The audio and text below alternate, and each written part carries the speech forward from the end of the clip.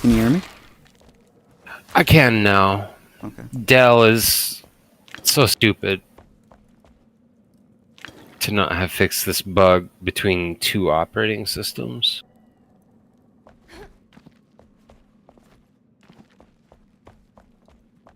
Basically, there's audio filters that are built into my audio card, and they thought it would be super cool if they set up some automatic stuff to handle that.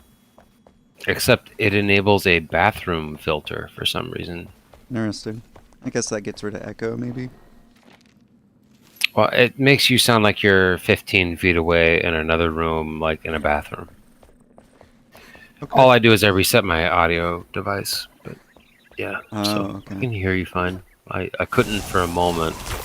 The first sentence before I spoke, I didn't hear that. All good. I'm just judging you. Oh, you're welcome to try. It's a perpetual process. It doesn't stop happening. I mean, people try, but you gotta judge accurately, okay? Have good aim. To the best of my ability. I'm very in the camp that forests burn for a reason sometimes. I mean, technically they do. Some They of the very much plants do, need it to actually spread their seeds. indeed. So we should stop trying to stopping everything. Pay attention. I'm not sure this was the right way to go. Humans embody every element of our planet, plant and animal, all of it. Indubitably.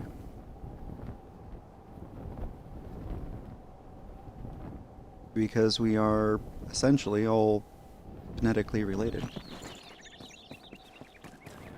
Every living thing on this planet, simple or complex, is of Earth. Everything that has mitochondria, definitely.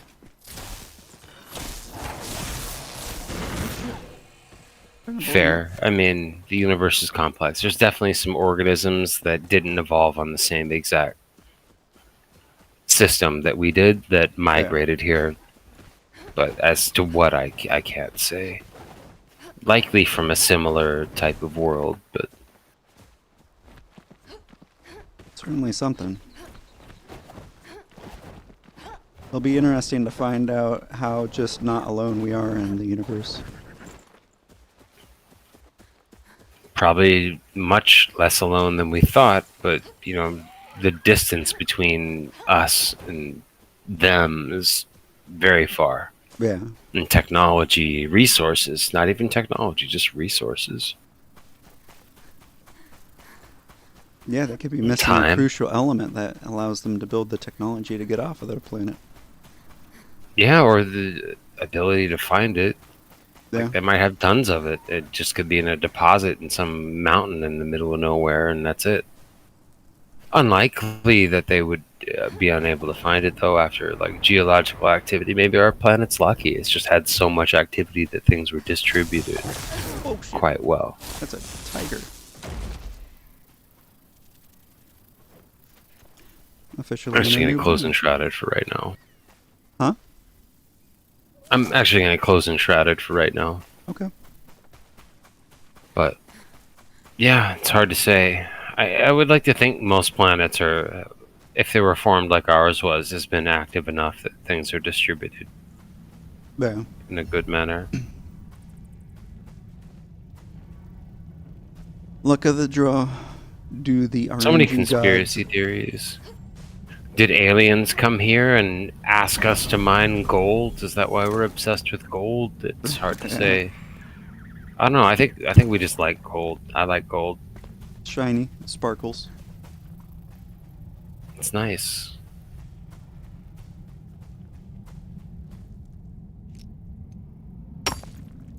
No, I prefer quartz. Quartz is way cooler than gold. Sorry.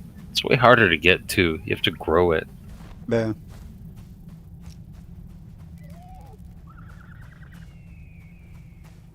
It's a very interesting thing.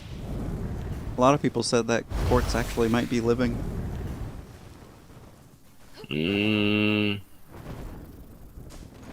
That's a little bit of a stretch. Yeah, but who are we to say? We don't know all life forms. It is hard to say. It is capable of storing a lot of data, but the way that we hope to store data in it isn't the way that it would store data naturally, so it is hard to say. If it's alive like a fingernail, from what I understand, though. Yeah, that's one way to look at it, yeah. Alive is alive. Close To a enough. point. And then, you know, the whole consciousness thing. Oh, I didn't want to do that. I jumped out a window that I shouldn't have jumped out of. Not good. Don't break your leg. I almost did. A little scary for a second. Is it really Saturday? I remember there being stuff on television on Saturday. Usually every day. It's 1 minute to midnight here. I'm going to see what's on television tomorrow. Soon to be today. No more Game of Thrones. Like 6 or 8 episodes, and that was the whole season. Crazy. Were you watching that? Game of Thrones? Yeah, they came out with another series just recently. Oh, Night of the yeah. Seven Kingdoms. I watched a little bit of it. I don't think I finished it. It's actually not bad. The main character, not bad anyway. The rest, debatable. Fair.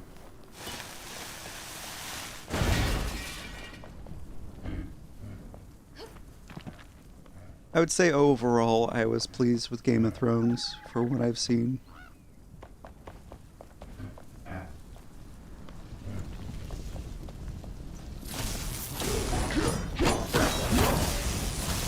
Oh, shit.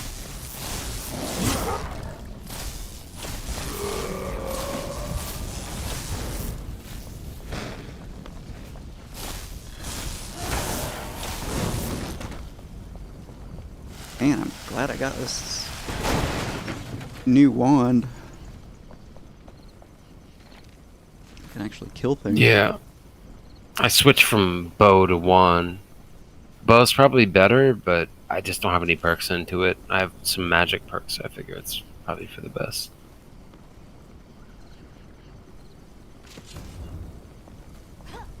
I have a bow just in case, but it definitely makes sense from the aspect of it has really good range.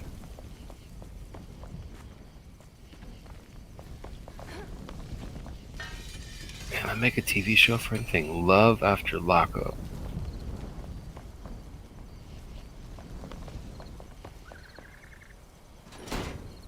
People like that prison stuff.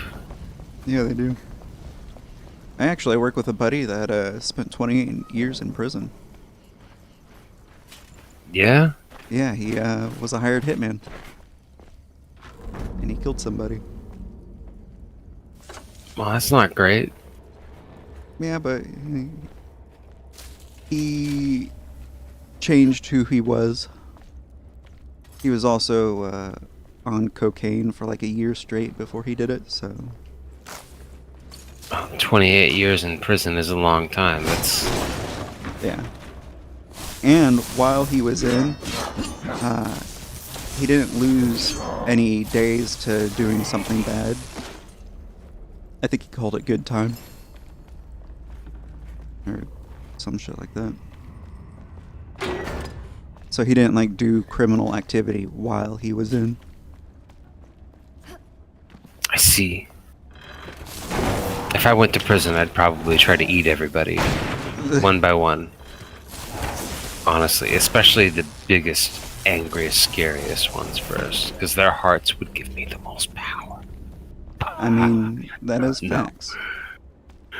No, but I seriously hope I never go to prison, and don't put me in there with people that are like bad please, society. Just like lock me in a room and pour some concrete over it. If it Yeah, I comes to certainly that. don't want to go. After all the stories I Yeah. heard from him, yeah, I don't want to go to prison. I'm good.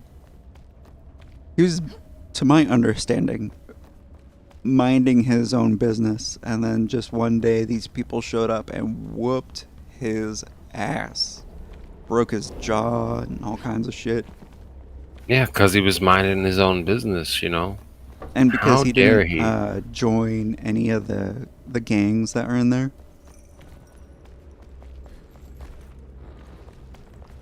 He I can stayed. see how that could be an insult to some degree to some dumbass. Yeah, essentially. Especially if they're drunk off toilet wine. Yeah. He tried some of that. He said it was delicious for what it was. I bet it was when you ain't got shit. Yeah. Man, I drink some coffee sometimes on some days when I just don't care, especially when I was working all the time. And some of that stuff tasted like gasoline straight up. I just Well, that's kind chug of essentially what it is. delicious gasoline because it did what I needed it to do effectively. Yeah. So now I can drink stuff that tastes like gasoline with some like affection. Not that I sure hope I don't. Yeah. But I know what, like, when it comes to coffee, there's some cheap stuff. It has Yeah. that aftertaste. Did you ever try It didn't. the gunpowder coffee? No, I heard a lot of interesting things about that. I Wonder like how my it tea tastes. these days. Well, I always like my tea, but coffee is just so convenient to make. Yeah, it is. Generally speaking, there's coffee makers. You put some water, you put some coffee, you hit a button. Ain't got no tea maker. Where's my tea? No, there ain't no tea maker. I mean, there are. There's just not a lot.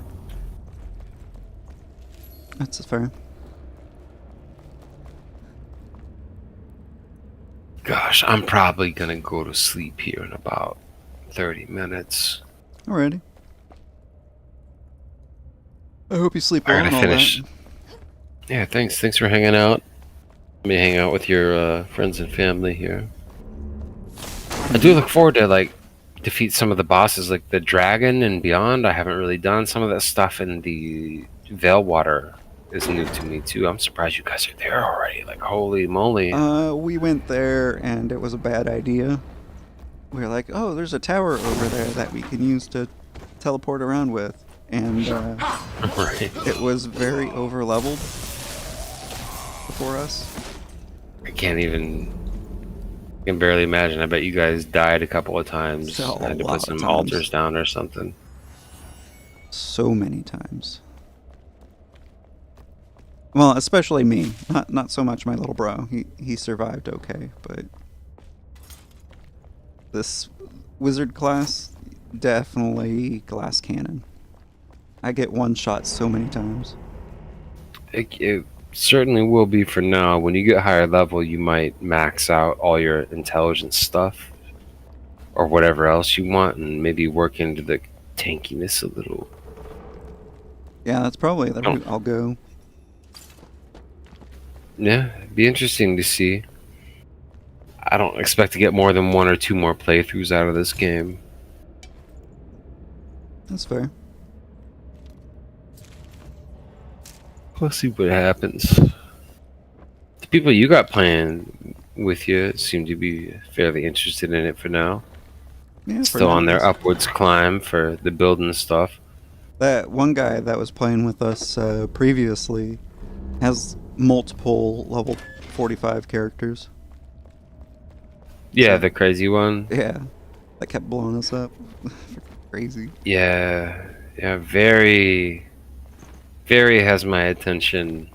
What's up with them? But certain types of people are like that, mostly psychopaths. But I don't judge. It's totally cool. I'm guessing lot- he's deprived of attention. It could be. It could be quite young. That's actually probably more likely. not really too worried about it. Me I either. will be right back though. I need a snack and Alrighty. yeah.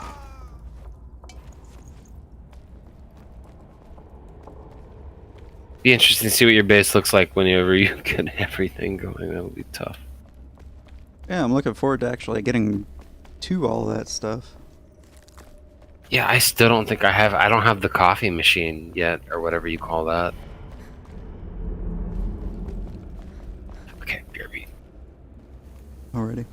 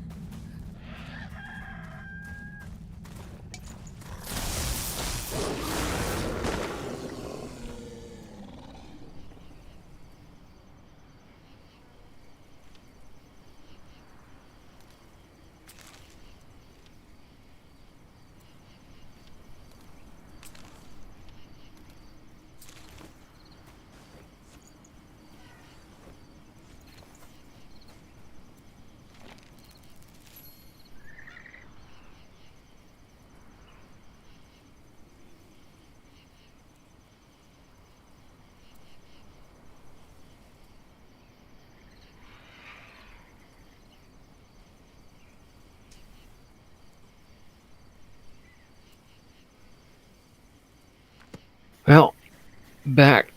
Welcome back. Thank you. I'm glad to hear there's still at least some updates left to be had for Enshrouded. There's at least one new area, I think. Not a big one. And some combat updates and other things. But after the water, I'm not... What? I was just saying, after the water, I don't think they're going to do anything like hyper major. Maybe Flight or a Sky Realm or something. That's about it. That'd be pretty dope. Really heavy magic area. Yeah, I mean, even I have to use magic on the tank class to do the updraft and other stuff. Well, I mean, like enemies and the environment, like floating rocks and all kinds of shit. Oh, yeah. True. True. Well, hey, I'm super tired, and I should probably head out. Thanks for hanging out and checking out my world. And thanks for showing me. Yeah, you're welcome. I'll catch you later. Maybe run around and Enshrouded a bit, or eventually some other game. We'll see. Alright. Sleep well. Yeah, stay safe. You too. Will attempt.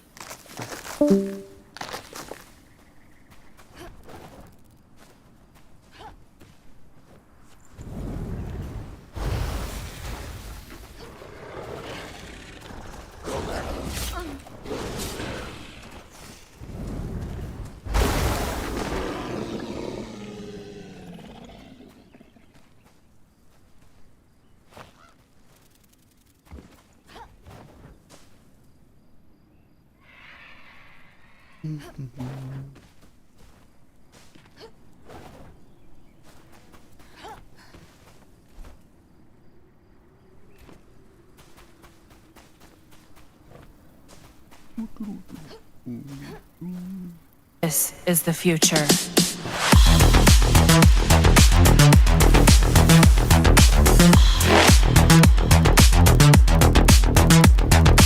Evolution.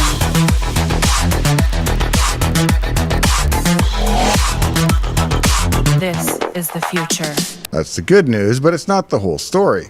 Because the real story is what happened right before that moment, after almost a year of this thing doing the most infuriatingly human thing possible. It plateaued. Not it improved slowly. Not it got stuck occasionally. No, I mean, it got to a low level, it declared victory internally, and then spent a week playing Tempest like it was trying to lose on purpose.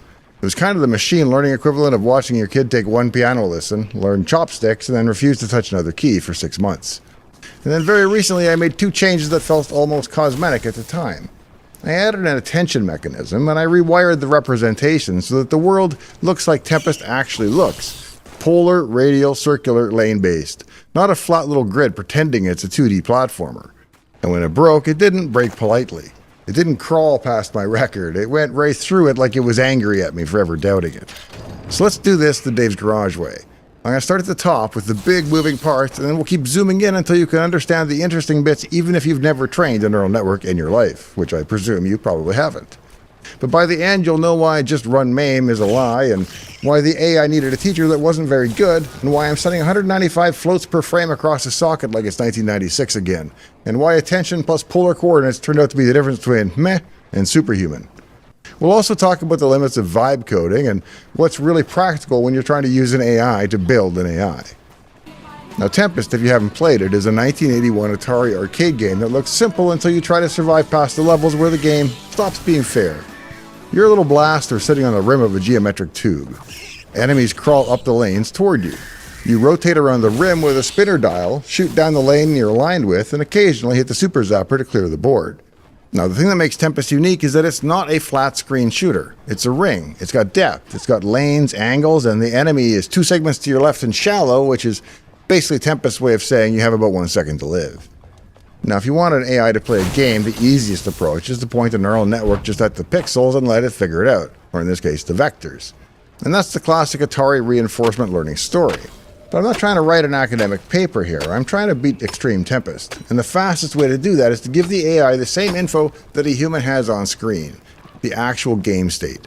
Positions, depths, enemy types, spike heights, the player's lines, shots in the flight, all of it. The type of things that the player sees, not just the raw pixels. Not here are some blurry pixels, good luck buddy. So instead of screen scraping, I went straight for the jugular, the game's memory in 6502. Now MAME, the arcade emulator, has a built-in Lua scripting engine. That is the entire project, really, because Lua is what lets me reach into the 6502 address space of the game every frame and pull out the data structures the Tempest is using internally. The Lua script runs inside of MAME with an auto boot flag, hooks a callback that fires once per emulated frame, and then does two things like clockwork. First, it reads the state of the game, and then it writes to the controls. On the read side, every frame, it walks a bunch of memory addresses that I had to figure out, and then reconstructs what the game actually knows. Enemy slots, enemy types, lane indices, depths, whether something is a flipper or a fuseball or a tanker, where my shots are, which segments they're on, or how tall the spikes are in each lane, whether the level is open or closed, what shape we're on, score deltas, lives, and the weird in-between zoom where the tube rotates and spikes matter more than the enemies. It's the stuff your eyes and reflexes are dealing with, but in a clean, deterministic form. Then it serializes all that into a state vector, which is a list of 0 to 1 floats that the AI actually expects, because that's how it gets its data. Not 6502 8-bit, but floating point numbers that are mapped 0 to 255 become 0 to 1. And for my setup, that's 195 normalized floating point values, scaled into roughly -1 to +1, so that the neural network isn't fighting wildly different magnitudes. Alongside those floats, I tack on a couple of reward signals, some metadata, and one other crucial ingredient, what my expert thinks it should do in this situation. Because here's the first dirty secret of reinforcement learning. If you start with a completely random agent, especially in a game like Tempest, it just dies instantly. It doesn't learn a little, it just learns death. It learns a beautiful, highly optimized policy for how to explode as quickly as possible. So I had to give it training wheels. What I did was to write an expert system in Lua, hand-coded rules, and basically it plays Tempest in a way that is competent-ish. Not world record material, more like demo mode, or the friend you invite over who knows the basic idea of the game and who doesn't immediately throw the controller at the TV. It's not very clever, and it doesn't live very long, but it's alive long enough to generate useful experience for the AI to learn something from. So every frame, the Lua side sends all of this data over a TCP socket to the Python server. That server is the real brain doing two jobs at once. It's making decisions in real time, and it's training itself in the background. The main client doesn't wait for a training step. It can't. It needs an action now in the game. So the Python server receives a packet, runs inference to decide an action to take, and then sends back exactly 3 bytes and then moves on. Fire and zap are just 0 or 1. Spinner is a signed byte and a small range, because Tempest isn't left or right, it's how fast are you turning the dial. If you're a systems person, you'll appreciate this little bit. The socket protocol I wrote is deliberately boring. It's length prefixed, binary, minimal, and it avoids anything that smells like framework or JSON. Lua packs the binary payload, and Python unpacks it, and Python replies with 3 bytes. No HTTP, no RPC, just the kind of pragmatic, low-latency pipe you build when you care about thousands of frames per second. And yes, if you disable throttling in MAME and turn off sound and video and all the stuff that humans enjoy, a dozen MAME instances can shove 2,000 to 3,000 frames per second through that pipe. That's how you compress a year of frustration into a weekend of compute. And because just one Tempest game wouldn't be enough data, the architecture is built to run multiple MAME instances at once. Each one is a client. Each one plays its own game. Each one streams frames. The Python server is a socket listener that accepts as many clients as you can feed it, and it batches inference across them so the GPU can chew on a big stack of states instead of being underutilized, doing one of tiny forward pass at a time or something like that. I initially wrote my code on and for my M2 Mac Pro Ultra. It's a powerful system with the maximum number of GPU cores allowed by law from Apple and 128 gigabytes of unified memory and everything it needs to do quick inference and training in parallel. I found the Mac to be CPU limited, however, and I could only run about 5 MAME instances at once and achieve perhaps half a dozen steps through the model per second. It worked, but it would take a while to train at that pace. And that's when our friends at Dell stepped in and agreed to loan us their incredible new Threadripper workstation known as the Dell Precision Workstation 7875. And no, this is not a sponsored episode, but I get to play with the machine, so I'm going to shout it out. It's got the latest 9995 WX Threadripper CPU with 192 threads, half a terabyte of memory, and more importantly, it's got dual NVIDIA RTX 6000 Blackwell GPUs. Each GPU is sporting 96 gigabytes of VRAM for a total of 192 gigabytes. Now, the Tempest model itself is actually rather compact. If you're used to hearing about LLM models with billions and trillions of parameters, it's nothing like that. In fact, it comes in at just under 1 million parameters. It can't write code, but it does play a mean game at Tempest. That small model size means we're not going to come anywhere near taking advantage of all the VRAM in the big Dell, but it also means we can make it drink from the data latency fire hose by using batches of up to 1024 samples at one time. The Dell has incredible latency and performance stats, and we're seeing upwards of 3,000 to 4,000 frames per second and 50 training steps per second at times. And it does it with only about 10% of the CPU and 20% of the GPU. But the Dell clocks in a solid 5 times the AI performance of the big Mac Pro Ultra. Now we have the next big question. What exactly is this AI doing when it decides an action? And this is where the neural network comes in, and I'm going to promise that I'm going to explain it without requiring you to take a semester of graduate math. The core idea is reinforcement learning. Instead of telling the system, here's what the correct move is, we let it try moves, see what happens, and learn which moves lead to good outcomes. Good outcomes in Tempest are basically score and survival, but survival is a bit tricky because you can survive by doing very little until a fuse ball comes along and says hello. So you need a reward signal that nudges the agent toward meaningful play. In my system, each frame produces 2 reward components. One is objective, score changes scaled down so the numbers don't explode, and a death penalty added, and special handling so the giant level completion bonuses don't dominate the score. The other is subjective, a small shaping reward for being in a good position, aimed at threats, not sitting in a lane with a shallow enemy. Think of it as your little voice in your head that says, this feels unsafe. It's not the main reward, but it prevents the agent from learning some degenerate strategy where it only chases points and ignores obvious danger until it's too late. And those frames, along with the chosen action and the resulting reward in the next state, get stored in a replay buffer. The replay buffer that I've settled on is 15 million frames. Each frame is a complete Tempest game snapshot, and 15 million frames is almost 6 full days worth of gameplay. It's basically a huge ring buffer of experience. That number sounds ridiculous until you run at 1,000 frames per second or so and you realize you can fill it in several hours. The buffer is crucial because it breaks the learn from the most recent thing that happened only trap. If you only learn from the current stream, your training data is highly correlated and the network just thrashes. With replay, you sample random batches of past experience from the big buffer and learn from a more stable distribution. But I didn't just use random replay. I used prioritized replay, which is one of those ideas that's so obvious in hindsight that you feel silly for not doing it sooner. The buffer tracks how surprising each experience was, usually measured by the temporal difference error, which is basically how wrong was the network or the AI about what would happen when it made its prediction. And then training samples lean toward the surprising stuff. The agent spends more time learning from mistakes and rare events and less time reinforcing things it already knows, like sometimes shooting is good. When you have 15 million frames to choose from and your algorithm trains on the most interesting ones more often, it can learn pretty quickly. The algorithm behind all of this is called the Rainbow DQ invariant, and that name is equal parts marketing and truth because it's a stack of improvements bolted onto the original deep Q network idea. Now, the simplest view of a DQ in network is that the network tries to predict for each possible action how good that action will be in the current state. It's learning a value function. But instead of predicting a single number for each action, I'm using a distributional approach, known as C51, where it predicts a probability distribution over a range of returns. That gives it a way to represent uncertainty and multimodal outcomes. In Tempest, that matters because some situations that might otherwise look the same, you'll have one where you're fine and the other where you're 1 frame from death, and the network needs to be able to encode that difference in a way that isn't just a single scalar getting yanked around by noisy rewards.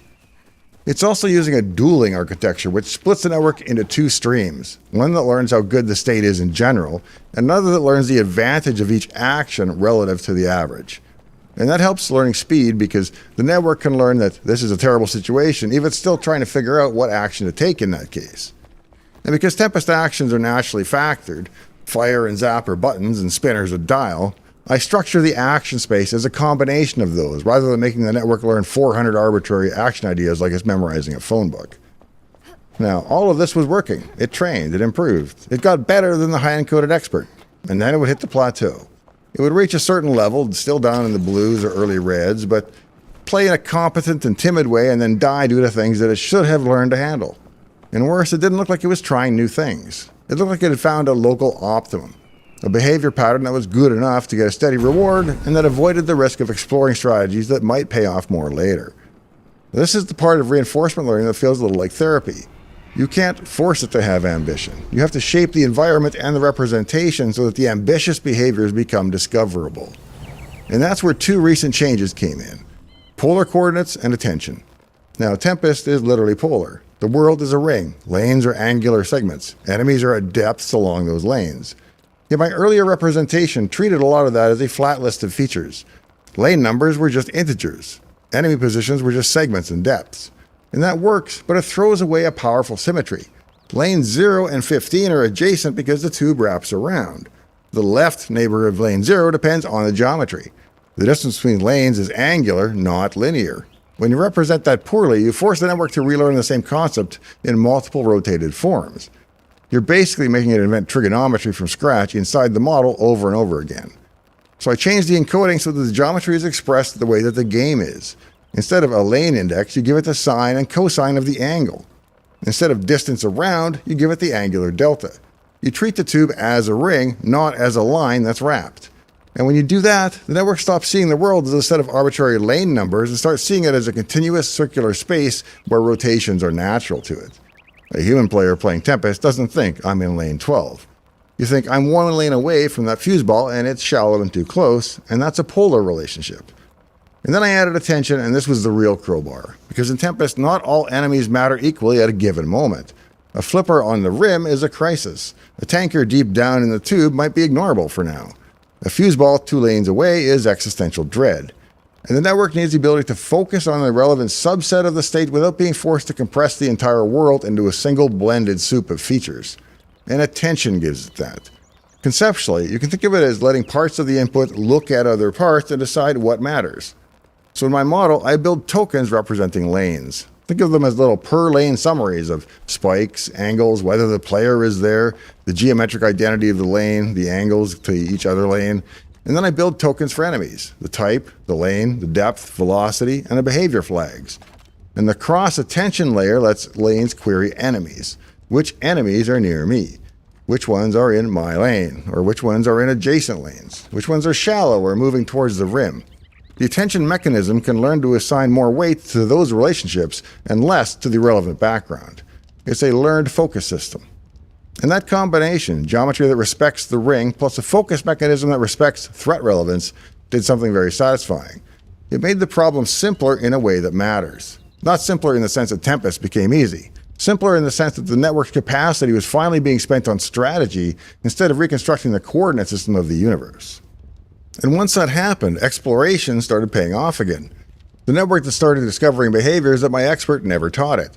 It learned when to be aggressive, when to reposition early, and when to pre-aim so that the instant the enemy becomes shootable, it's already aligned and probably a shot on the way.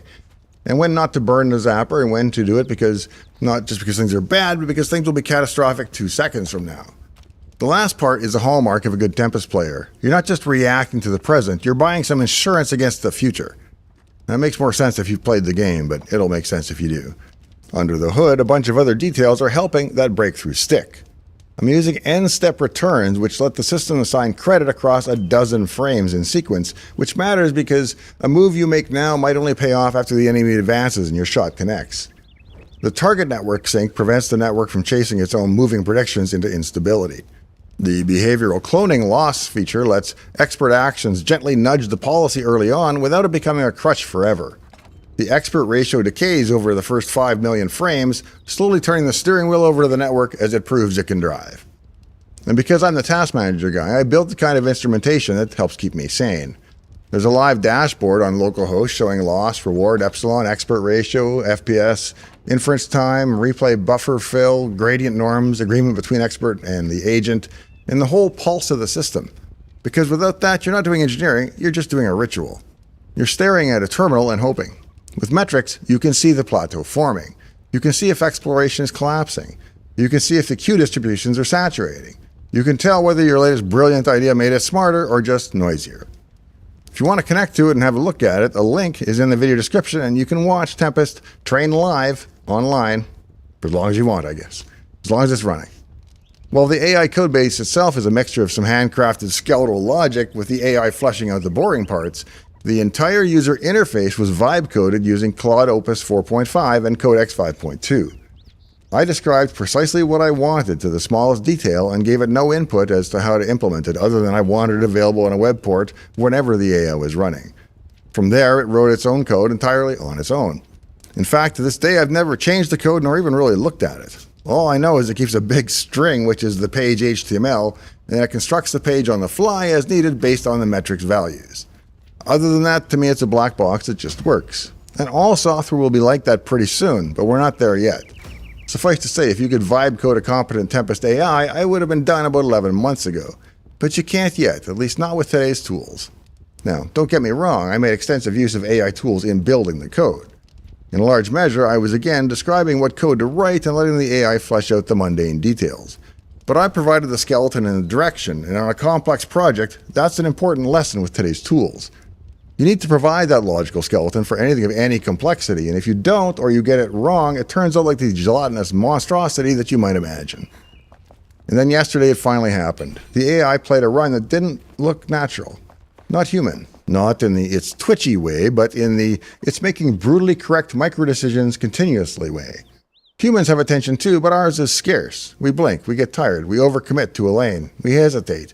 But the AI doesn't get bored, and it doesn't get emotionally attached to a plan that it was bought into. It can't be bargained with. It can't be reasoned with. It doesn't feel pity, or remorse, or fear, and it absolutely will not stop. Ever. It is a machine built to maximize expected return, and if the best move is to do something that feels counterintuitive to human, does it without drama. And then it passed my record, not as a fluke, not as a lucky set of spawns. It passed it with the steady inevitability of something that has seen a million games and extracted the statistical truth from them. At that point, the phrase superhuman stops becoming marketing, and it's literal. Because I am the human benchmark here, as far as I'm concerned, and it beat me. The only letdown, if there was one, is that it happened so fast. I essentially spent months clawing at the cliff edge, and then when I finally got traction, it reached sentience in a day. There was no slow on-ramp up the skill ladder. In the space of a few builds, it went from 0 to hero. Now, if you're thinking, okay, Dave, that's cool, but what do I take away from this besides the fact that your robot is coming for your high scores? Well, here's what I think the deeper lesson is. Success in these systems is often not about more layers or a bigger GPU. It's about making the world legible to the learner. Choosing representations that match the physics of the problem. Giving it the right inductive biases. Giving it focus. Hey, bro. How's it going? It's going weird. You're a little on the quiet side, so if I don't respond, that's why. Yeah, no, it's really hot and I have my fans on max. Sure.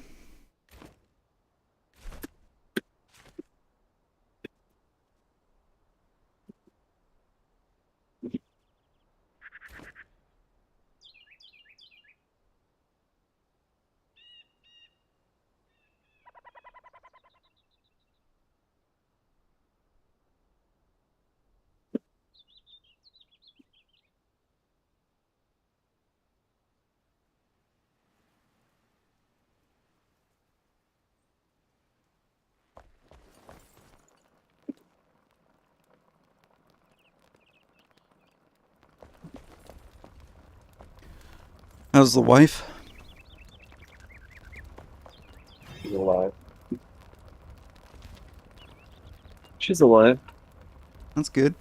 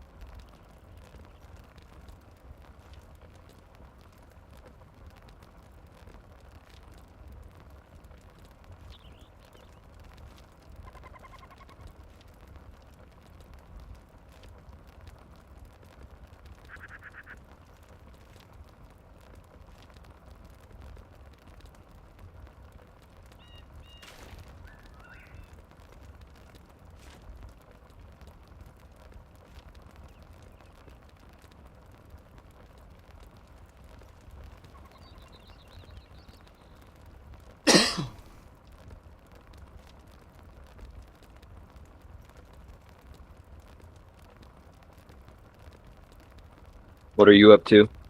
Playing some Enshrouded, Oh, nice. indeed.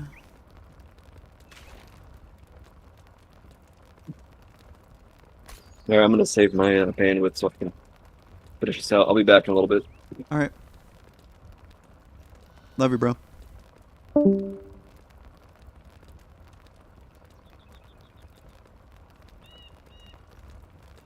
Focus and scaffolding and assisting it early so it doesn't drown in randomness before it ever discovers the concept of competence. In other words, the breakthrough wasn't magic. It was empathy and understanding for a machine expressed in a way that only a programmer truly can. I stopped forcing it to infer that Tempest is a circle, and I gave it a way to look at one enemy that matters right now instead of averaging 7 enemies into mush. And once I did that, the rest of the system, replay, rewards, exploration, training dynamics, all the work, finally had room to actually work. And yes, there is a delicious irony here. I spent the better part of my career writing code where, if you got it wrong, millions of people would notice. Windows is one of those things where reality doesn't forgive you. And Tempest is like that too, just on a smaller screen with more swearing. And now I've built a learner that took a year of frustration, a pile of heuristics, a socket bridge, and a whole lot of GPU heat, and used it to surpass the guy who wrote the thing, the guy who holds the record, the guy who thought that he understood the game. If you found today's episode to be any combination of entertaining or informative, please remember that I'm mostly in this for the subs and likes, and I'd be honored if you would consider subscribing to my channel and leaving a like. And if you're already subscribed, thank you. In the meantime and in between time, hope to see you next time, right here in Dave's Garage. I hunger.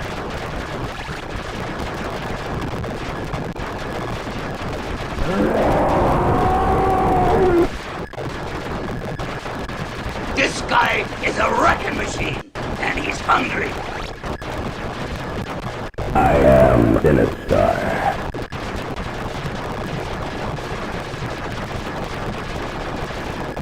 Run, run! Stop! He's already dead. Do it, Glenn. Do it. Do it.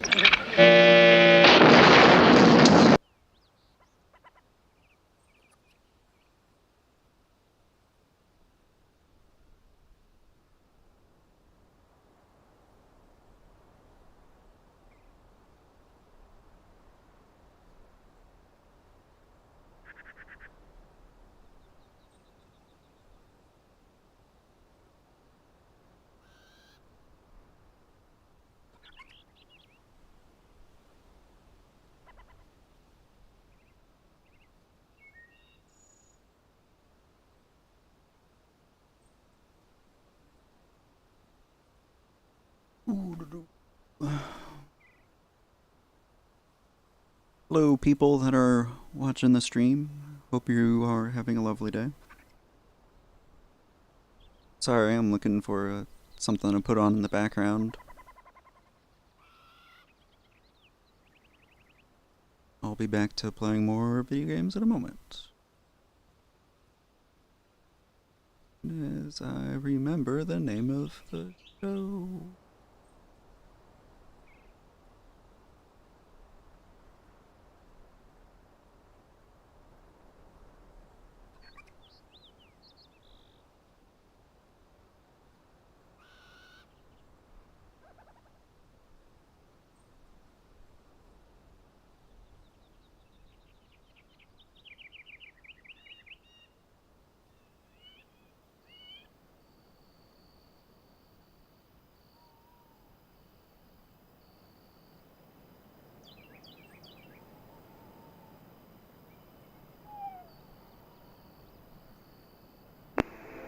Previously on the Younger Dryas. Because the kettle lakes, we learned, were produced by blocks, big blocks of glacial ice. Dead ice that was strewn over the landscape after the destruction and the recession of the ice sheets. Okay, so then we went on to this graph where we're learning some additional nomenclature and getting a kind of a broad perspective through this graphic. In all cases, drumlins are found under the glaciers, to have formed beneath the glaciers, not outside glaciers. Now this to me is very significant. So they find this foot-thick bed of brownish lacustrine gitcha. What is gitcha, Mike? You got me. I was setting you up for that. Okay. Gitcha is a dark mud that is rich in organic nutrients and oxygen and has accumulated at the bottom of a marsh or lake.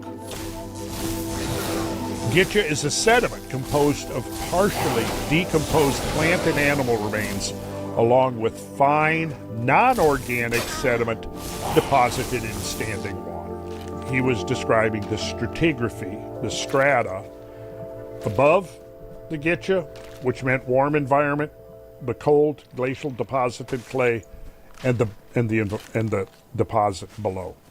So you picture the sandwich, right? Cold, warm, cold. And then, of course, that cold, that's the Younger Dryas. It was followed by the warmth that we now enjoy worldwide. And why civilization has been able to prosper and the human population has grown to 8 billion people. Welcome to Randall Carlson's definitive work on the Younger Dryas, your comprehensive overview of climate change.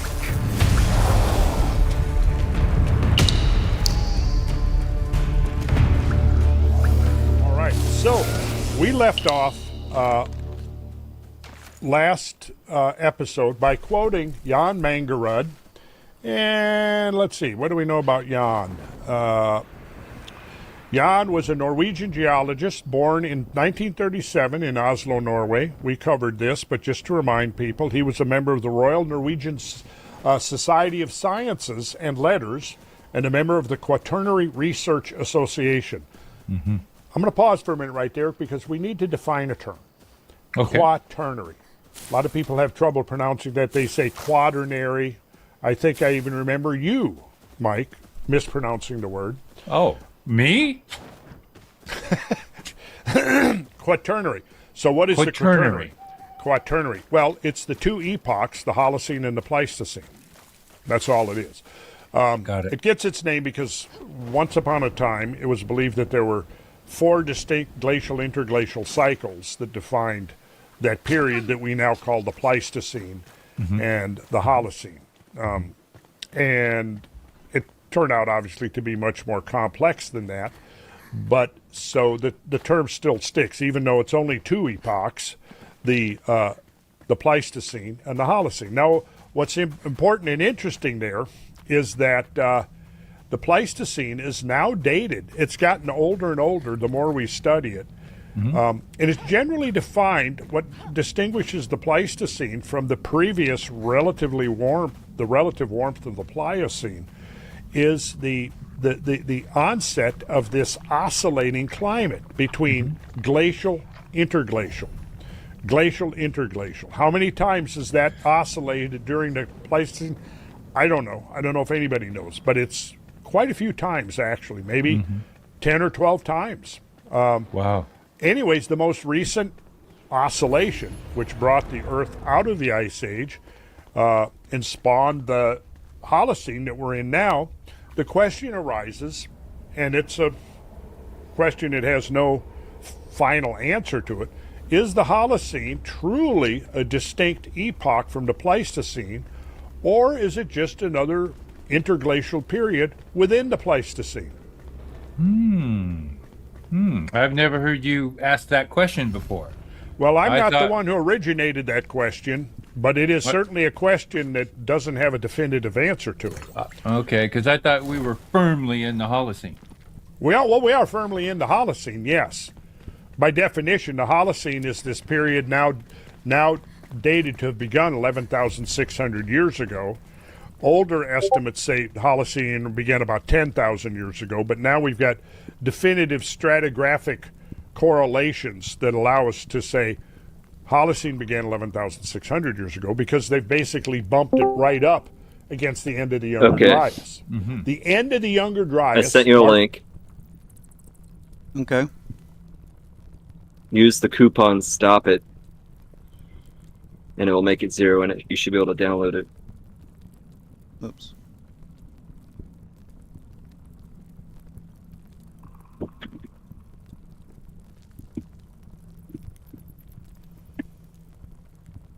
The TKP network thing? Yeah.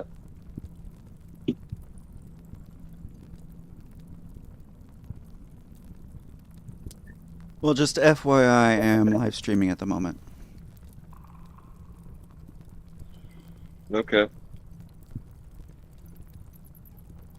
Only people with the link can actually access the store. Okay. You said... Alright, that worked. Proceed to checkout.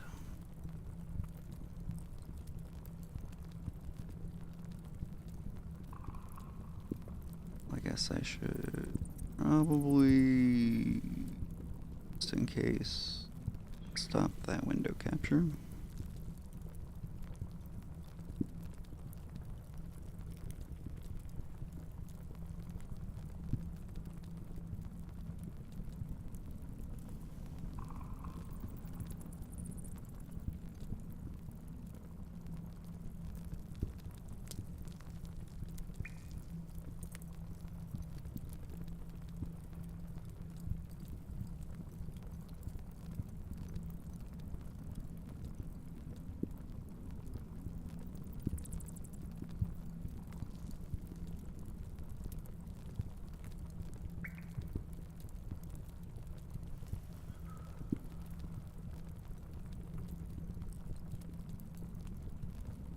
Alright, that worked.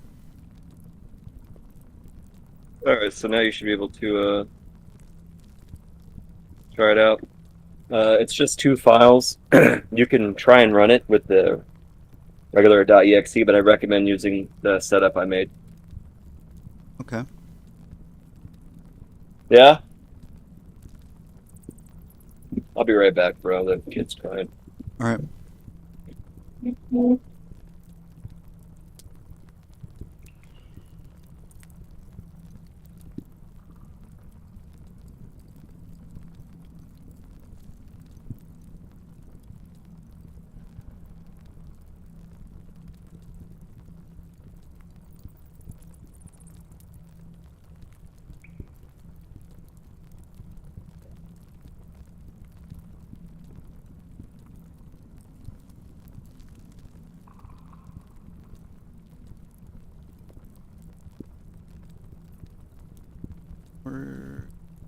Door.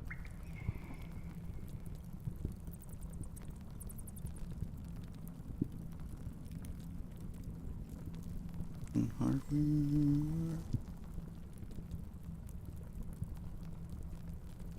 Watch.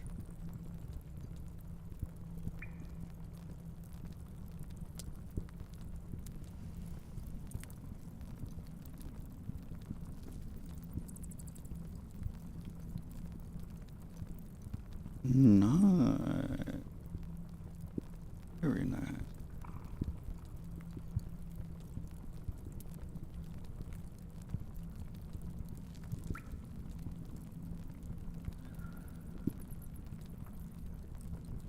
Interesting. Shows my GPU has 4 gigabytes of VRAM. That's not right. It's got the... really cool. Anyways.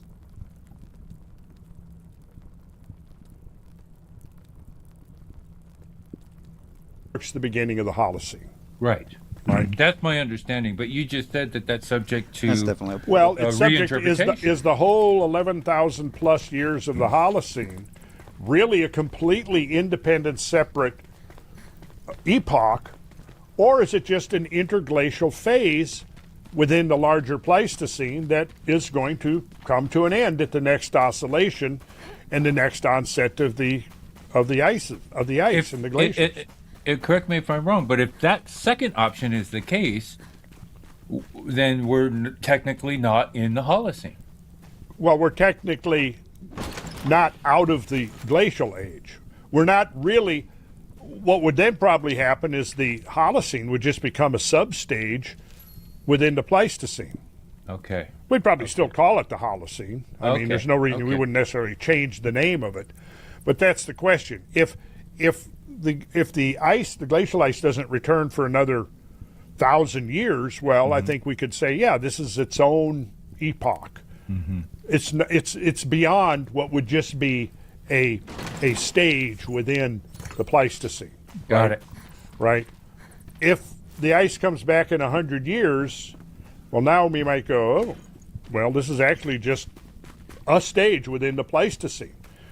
Because how, if we go back to the what has long been considered within the Pleistocene, the analog for the Holocene is a period called the Eemian. Eemian, the Eemian, and it is now dated to have lasted from 116,000 years ago to 129,000 years. Oh my God. So 13,000 years. Yeah. 13,000 years. And within that Eemian, the climate actually was far more variable than was understood, 30, 40, 50 years ago, particularly with the advent of much more precise dating methodology. Within that Eemian, which had phases that were actually considerably warmer than the Holocene. That warmth caused all the glaciers worldwide to shrink to the point where sea levels may have been as much as 20 feet higher than now. Now, is the Eemian a true analog for the Holocene? Well, for a long time it was considered to be. It looked like it was about the same length of time, and it was definitely a period of warmth. The thing is, though, within the Eemian, there were some major shifts and changes within the climate on a scale we haven't seen in the Holocene. Okay. Now, we go back from the Eemian, and there are other periods much earlier than that look like they could be sort of quasi-analogs for the Holocene. In some ways, though, the Holocene seems kind of unique. Back for a moment. And that's Is a it working? discussion we definitely want to return. What do you think? I think it's really good. I like how it looks. It's very user-friendly. It's a lot of data, but it's really cool.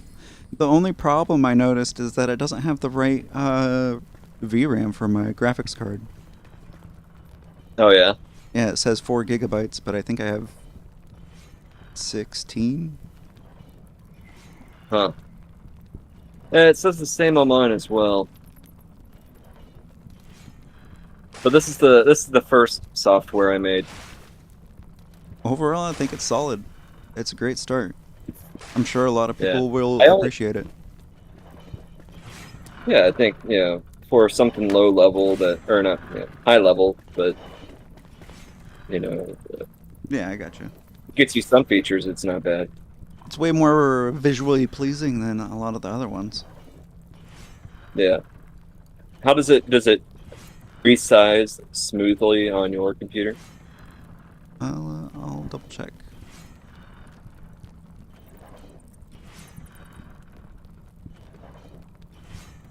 For me, the bars are a little tricky to get to be able to resize it.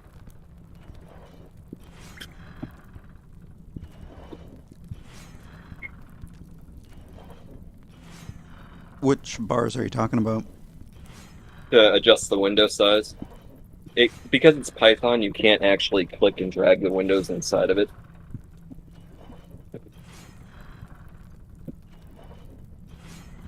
Oh, okay. Well, when I change the position of it on my computer, it's okay. I can't scroll. Like I'm on the dashboard and it's cutting off some of the stuff. Yeah, some of it you have to extend. Yeah. You have to, like...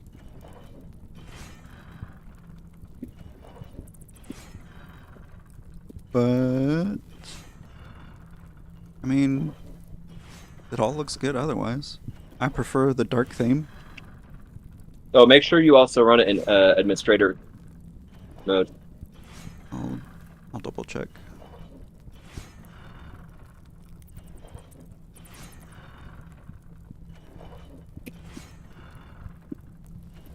Alright, there we go. But it's got my my CPU, my RAM, It actually has the right graphics card, it's just the VRAM's wrong. Got my hard drives. Yeah, so I have Rust 12 one is gig gonna be of awesome. memory on my VRAM. So it didn't update when you switched it over to administrator mode? Yeah, it didn't make a difference.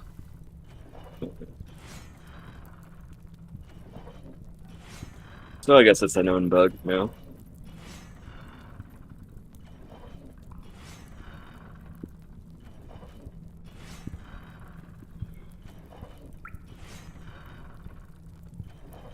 Yeah, I could certainly see making this a thing that runs when Windows boots. Yeah, just let me know how the resources seem on it. All of it looks You know, good. I mean, I'm clicking through the tabs. Everything's working.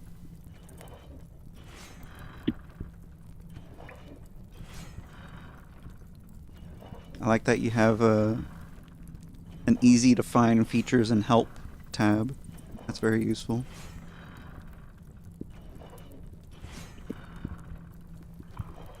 When you're ready for me to share it publicly, let me know.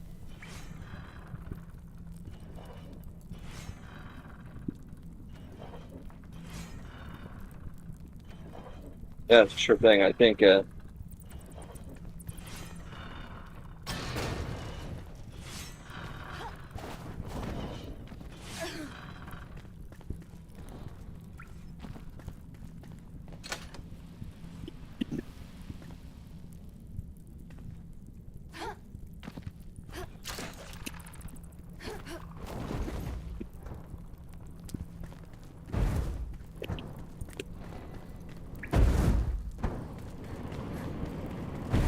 is it?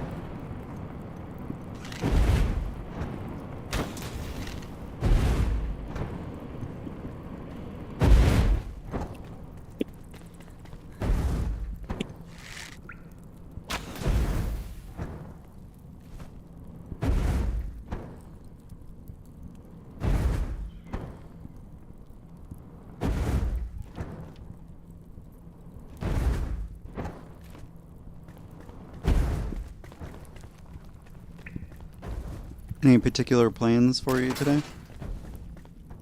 I'm gonna be getting back on working on the second software suite. Finally got it running on my cell phone and my laptop. The basic stuff. Oh, okay. Yeah. So, what's TKP stand for? The Kalinga project. Oh, okay. Makes sense.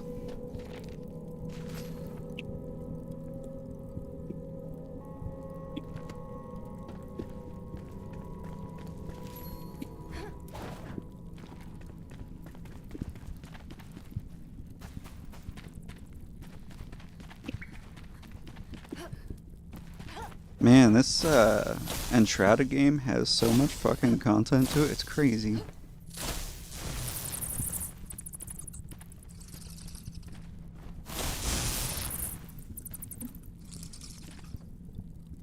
I wonder how far they're gonna end up taking it. They have some pretty cool water physics.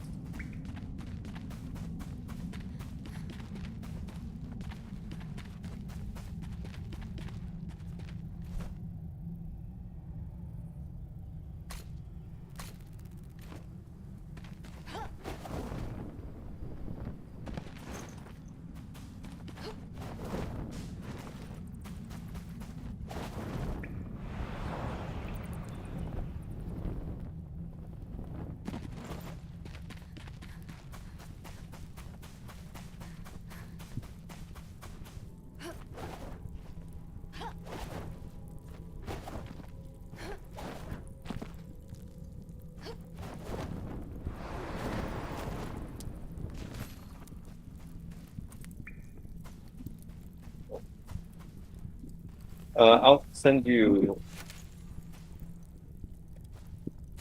What I need to do is I just need to disable the other products. before I let people try it out. Okay. No rush. Because I want to let people try it out. Yeah. It's nice to get feedback. Yeah.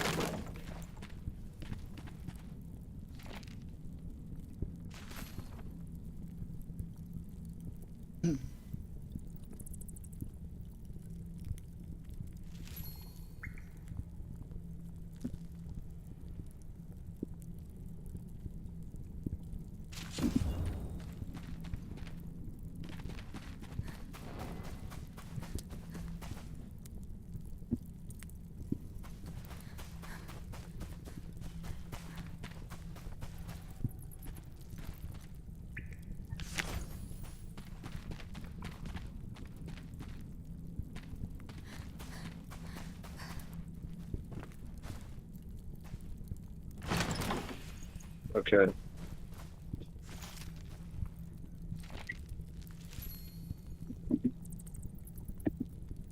There's our direct messages now. All right.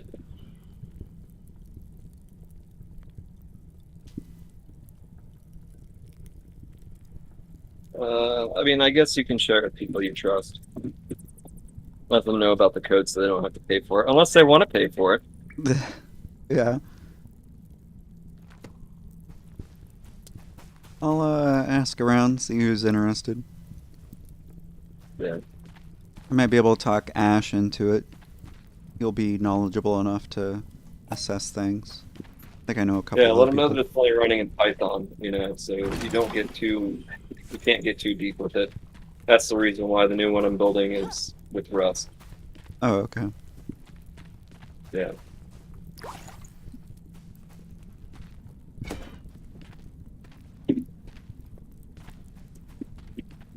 Yeah, a lot of things I was reading was saying that Python's a great place to start just because it's so easy to work with.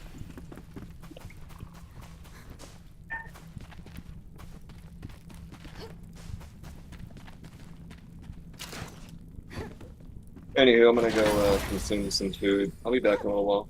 Alright, bro. I love you. Love you later. Turn to when we start looking at the impetus for the rise of civilization and the conditions that were conducive to the rise of civilization as we now know it. Because ultimately what we're trying to do with establishing this contextual framework of the Younger Dryas and the transitions that it represents is to understand the rise of human civilization and possibly the fall of human civilization. Right. Because ultimately the academic studies of the Younger Dryas, the ice ages, the climate changes that saw the termination of the Great Ice Age are of intellectual, very stimulating intellectually themselves, right? But they're not just of academic interest. I believe firmly that the Younger Dryas has a great deal to teach us about our own time and what the future potentially holds, whether it's 10 years, 100 years, or 1,000 years from now. Okay. So anyways, that's where we introduced the term quaternary, because Jan Mangerud was a member of the Quaternary Research Association.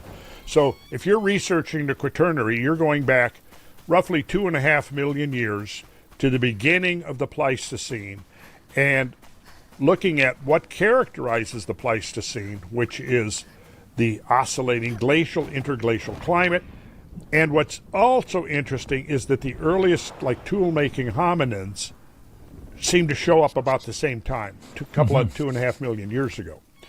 And then when we go back to about 250,000 years ago, which essentially when you go down the Greenland ice cores, when you go down core to bedrock, those ice cores are going back about 250,000 years. So they're going back to roughly the time when the very earliest potential modern human remains appear to exist. Now, Okay. it's sketchy. When we get that far back, it's sketchy. But I'll make a prediction here. I'll go out on a limb and make a prediction that as we continue to learn more and more, we'll be constantly pushing back the time span during which modern Homo sapiens sapiens has been an inhabitant of the Earth. And we're up now pushing a couple of 100,000 years. And I will fully expect that before we're done, we'll probably have found evidence that it goes back earlier than A that. little further, yep. We interrupt this podcast for a brief moment while Randall receives a package from the gods. Yeah, a package came today, Mike, and let's see. It says right here, Mike, that it's from the gods. Mike, I got a package from the gods. You're in luck. There's a big sale going on at cbdfromthegods.com.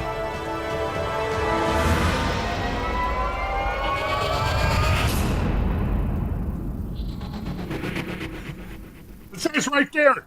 Look, you don't believe me? Look. So at this moment, Mike, I'm feeling really special. So, but I think I better open it up and see what's in it. What do you think? And let's see if I can just muscle it open from here. Yep. All right. Oh, look it.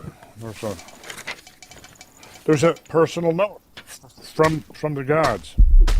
Hi there, Randall. I hope you enjoy our new batch of products. We are grateful for your support, and I look forward to talking to you more in the future. Continuing taking good care of yourself out there. Here's to good health. Sincerely, Olivia. Oh, this is Olivia who does all the formulas for CBD from the gods that I've been using for, 3 years, 4 years now?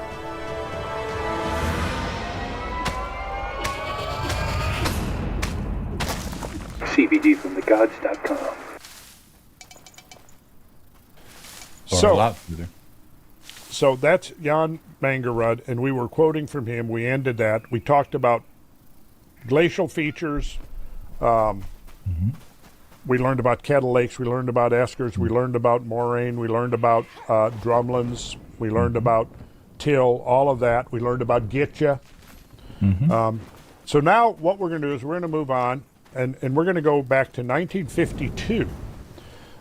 What happened in 1952 that's significance? Well, I was 1 year old, but aside from that,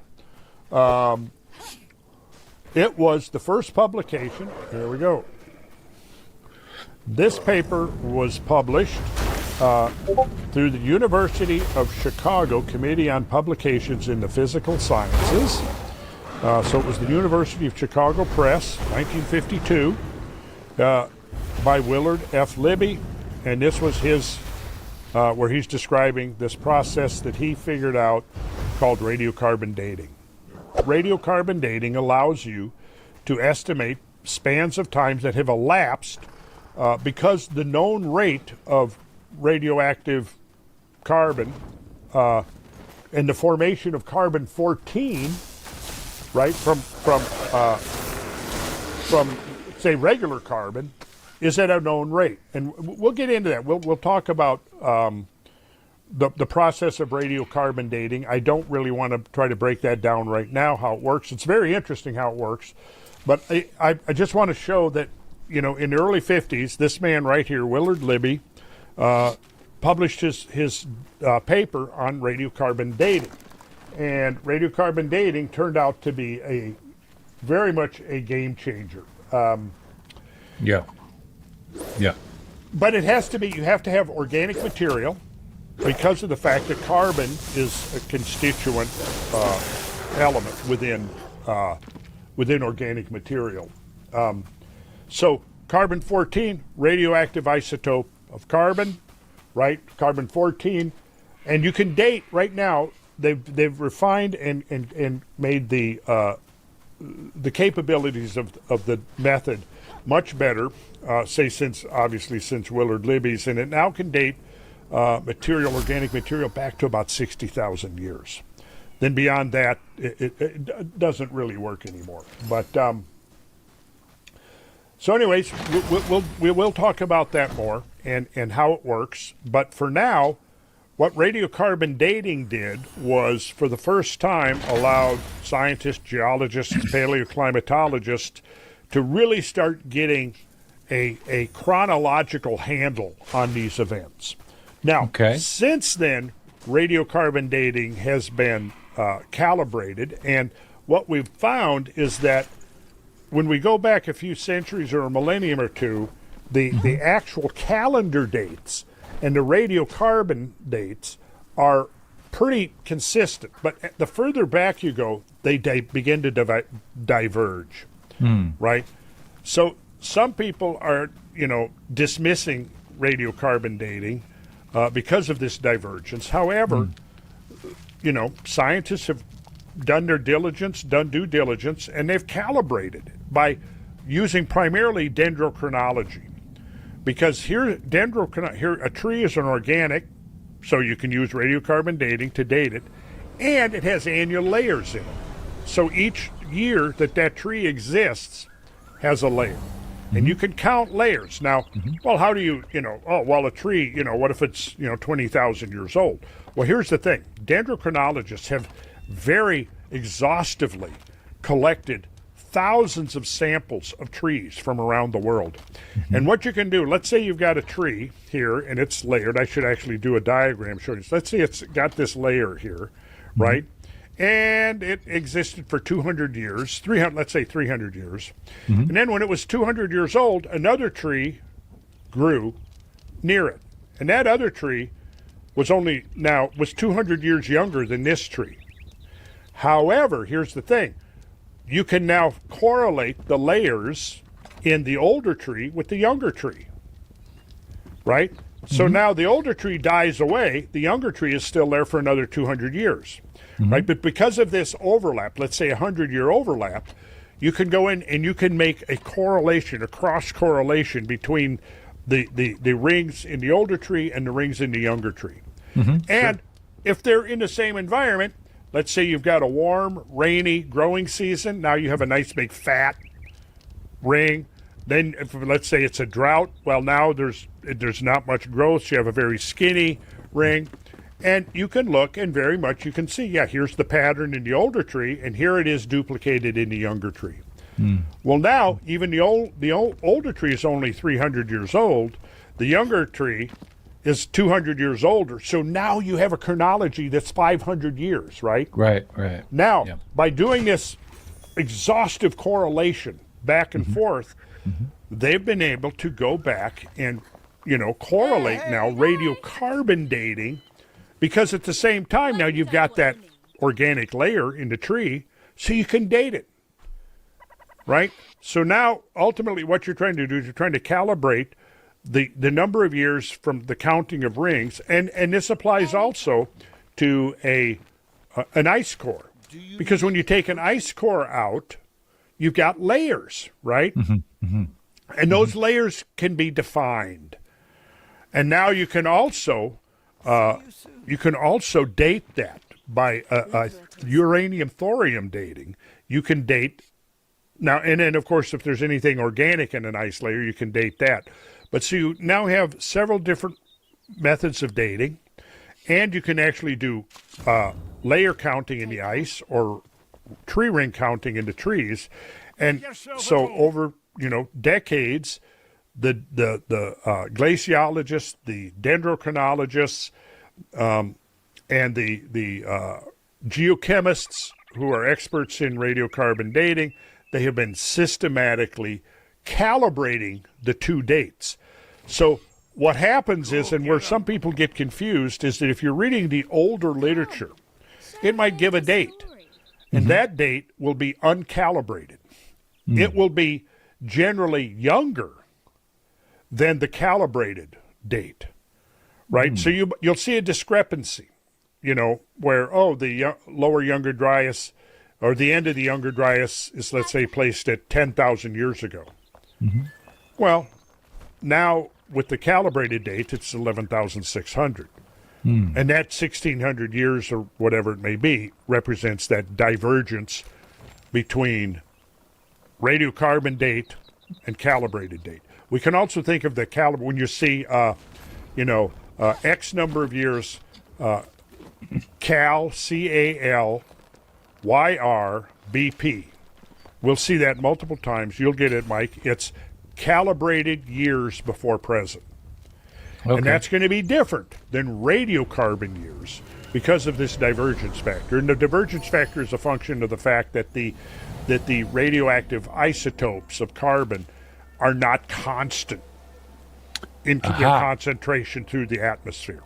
Okay. Okay, so basically what I do is I also suggest that the CAL, which stands for calibrated, can also be thought of as standing for calendar years. Because it's those calibrated years that are the actual calendar years counting backwards from now. And then the radiocarbon years could diverge as much as 1,000 years or 1,500 years, actually looking younger.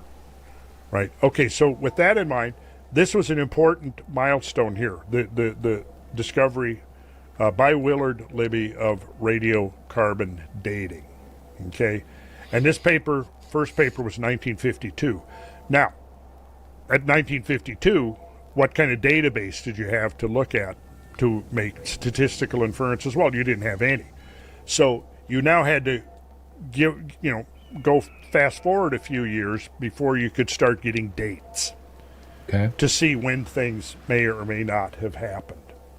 Okay, so we're going to jump forward to 1956, 4 years now, and we have Maurice Ewing and William L. Don, who published a paper called A Theory of Ice Ages. It occurred in Science, summer of 1956. And here's Ewing. Now, you may have heard of Ewing. Anybody who's seen my work on Atlantis is going to know the name Maurice Ewing, because he was the marine geologist that was on that first cruise aboard the ship that did the traverse of the Mid-Atlantic Ridge back in the late 1940s.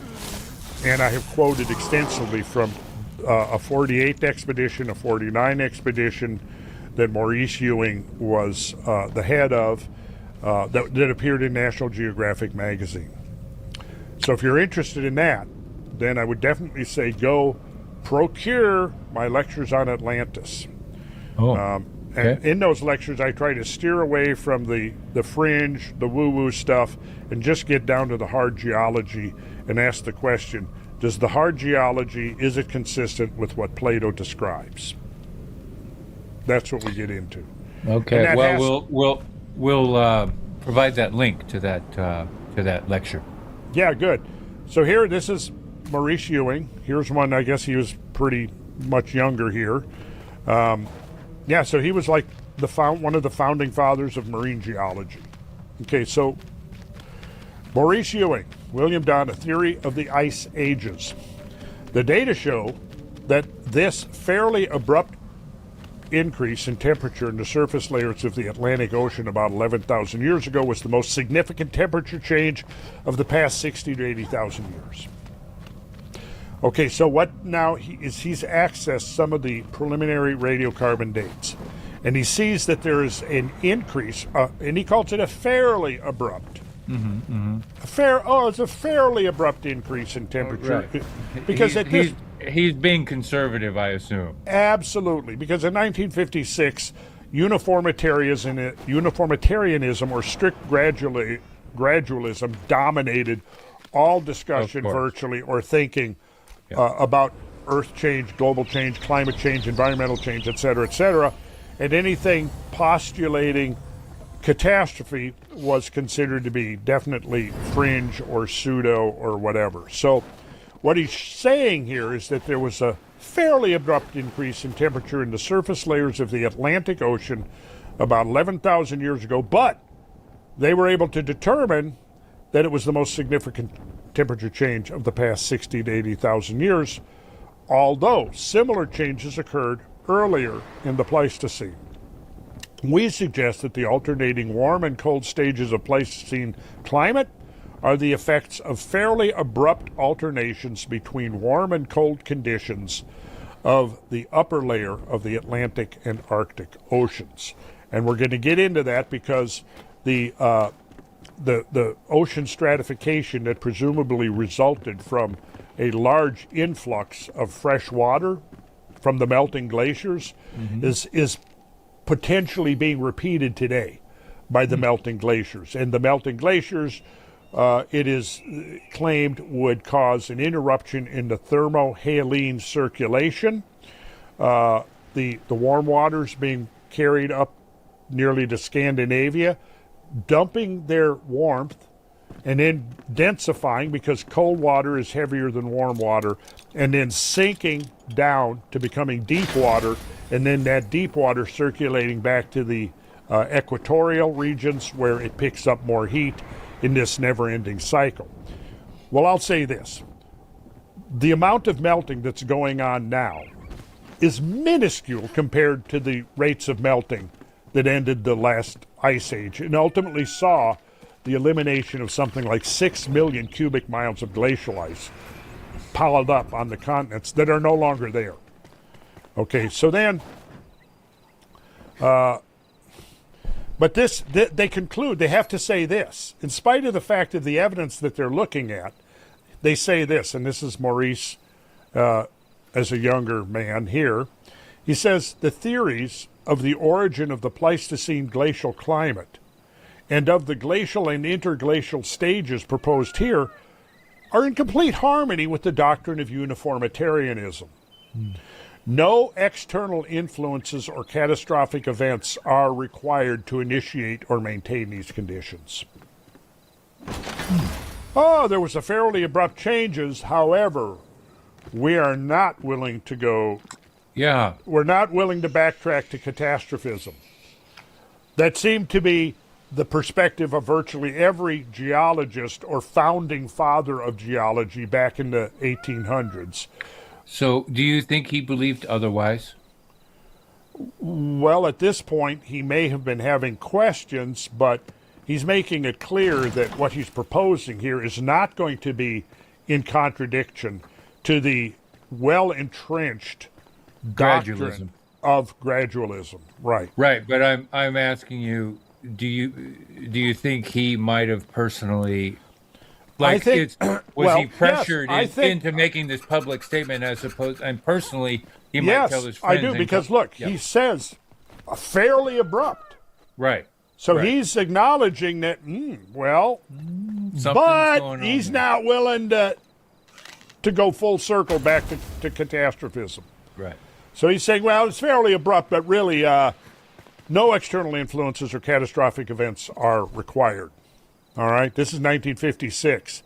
Then we get to 57, and we're going to go into this. This is where we're going to pick up on the next episode. A very interesting paper by Carl O. Saar, The End of the Ice Age and Its Witnesses. But I'm going to go through this quick for a second, just to 1960, and the work of Maurice Ewing and Bruce Heason. So here's Maurice again, right? He's now collaborating with Bruce Heason and Wallace Brecker, who we're going to meet because they were key players. Look at the title of this article in 1960. Evidence for an abrupt change close to in climate close to 11,000 years ago. Uh-huh. Notice the absence of the qualifier fairly abrupt. Yeah, exactly. They're saying, no, unambiguously, there was evidence for an abrupt change in climate close to 11,000 years ago. Because now we've got, this is 1960. So 4 years after Ewing's previous paper, has accumulated a lot more radiocarbon data, has made it possible to refine the changes that occurred, and so this is the shift that has taken place by 1960, right? So this is where we're going to pick it up in the next episode. I hope everybody comes back and joins me, because as we move forward to this, we are getting to what to me is just the most exciting developments. And in looking at this, in effect, what kind of seeps through some of these papers about the psychology of these men and women who are making these studies and realizing that, wait a second, this is telling a much more dramatic story than we had visualized a generation ago.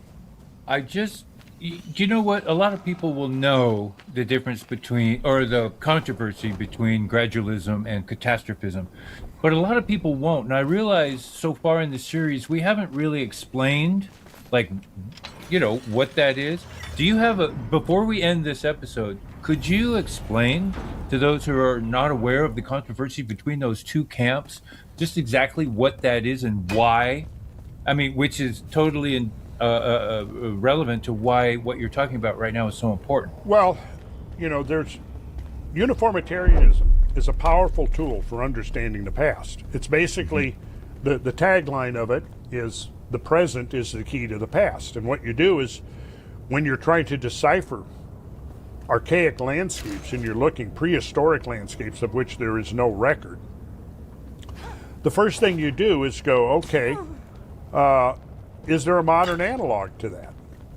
Like, speaking of the glacial age, it was the modern analog of the Little Ice Age that helped facilitate the evolution of the eyes and the conceptual framework to understand the Big Ice Age. Why? Well, we learned about moraine, right? We learned about terminal moraine. Well, the huge glaciers of the Great Ice Age created big, prominent moraines that had been seen and studied, from really from the 1700s on, right? Now, what's happening is that the Little Ice Age, the glaciers worldwide began growing at around between 13 and 1400 years ago. Several interruptions and even reversals, but they reached their maximum extent like in the early 1800s. Larger than glaciers worldwide had been for 10, 11,000 years, right? They began to melt back. So as they begin to melt back, well, now diligent observers, the founders of geology and glaciology and so on, who were like really looking and paying attention, could see, Little Ice Age glaciers have recessed backwards, and there's moraine, right? Like there on the northwest on the flanks of the Alps, the Swiss Alps and the Italian Alps, there is moraine, Little Ice Age moraine, right?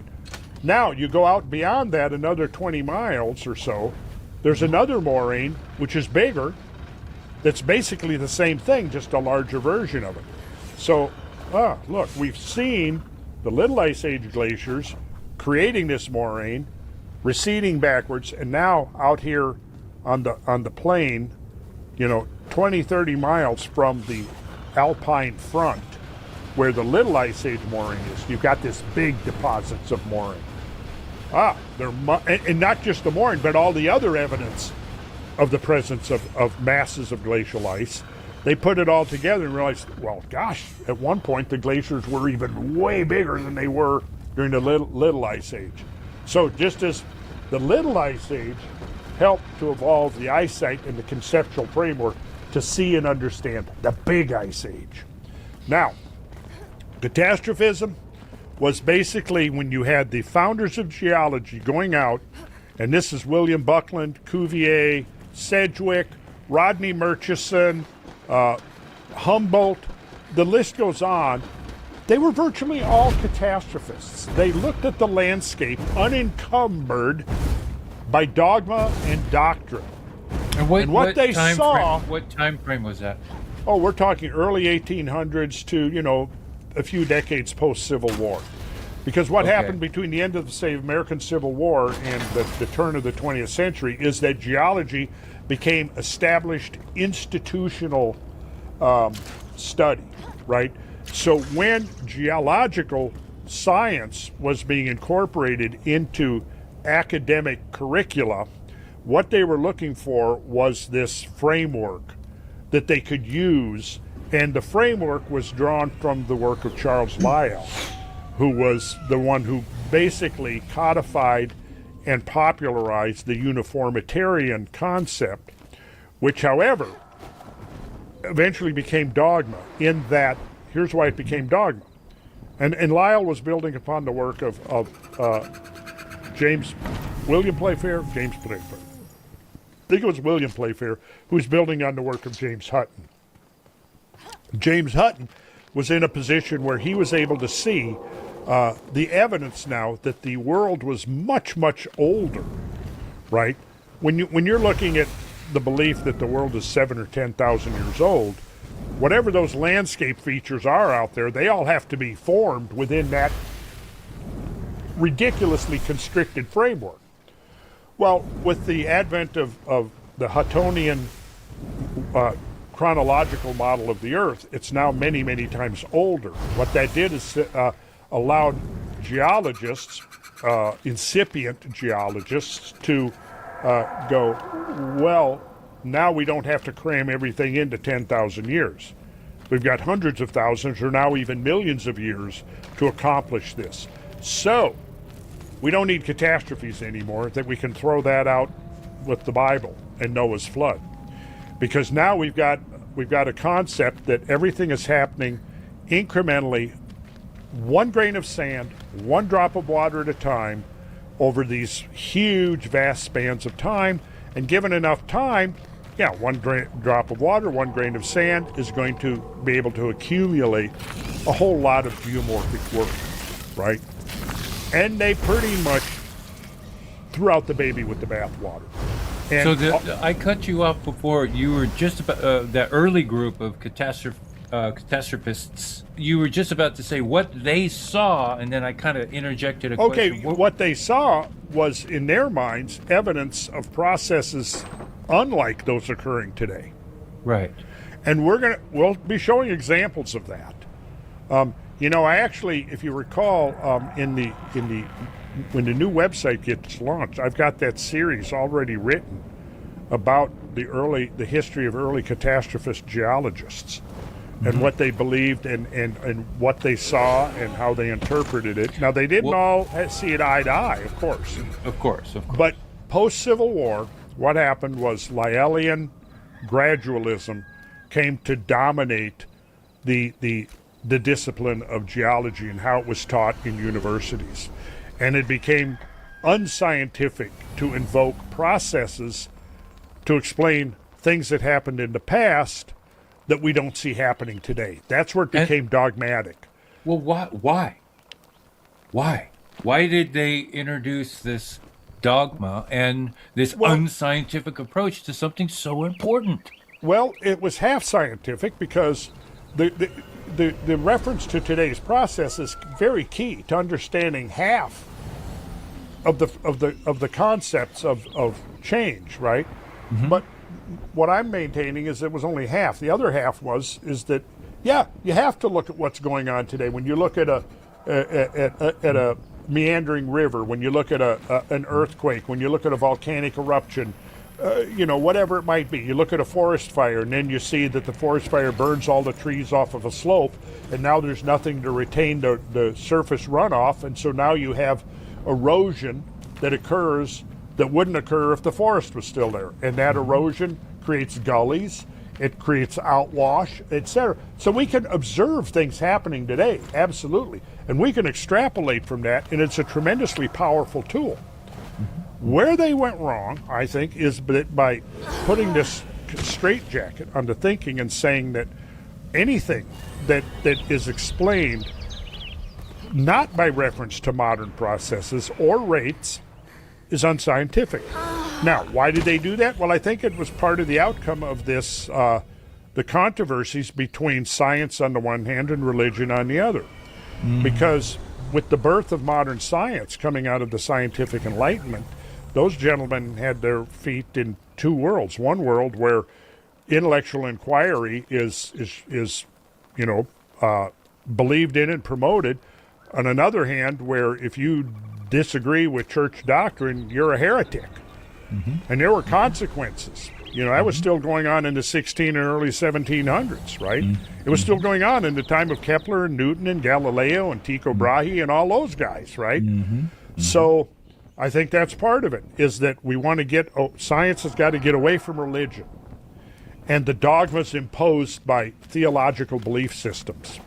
And I think that was part of it. And so there was this fear that, like when Bretts came along in the early like 1920s and said, hey, there was these really gigantic floods in the Pacific Northwest, the geological establishment said, get out of here. You're trying to bring back Noah's flood. And we've dispensed with that. We've moved beyond that. We're scientific now.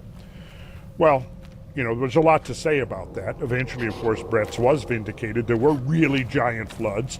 And since then, we've discovered that all over the ancient world, there were really giant floods. Most of them seem to be centered around the glacial interglacial transition, the period we're exactly talking about here. So that's kind of where we're at now. Okay. And we've still got this. We saw first when the catastrophe was invoked to explain the demise of the dinosaurs, the disappearance, extinction of the dinosaurs, it was resisted for 10 to 15 years. And the critics all said the same thing. Well, until you can shoot, you talk about an asteroid impacting the Earth and all the feedbacks and secondary consequences of that asteroid impact, right, ultimately causing the extinction of the dinosaurs. Well, where's the crater? If this thing happened, shouldn't there be a big crater somewhere? Well, until you show us that crater, we're not believing you. We're going to go back to some of the older, much more longer, that the extinction didn't happen overnight. It happened over millions of years, right?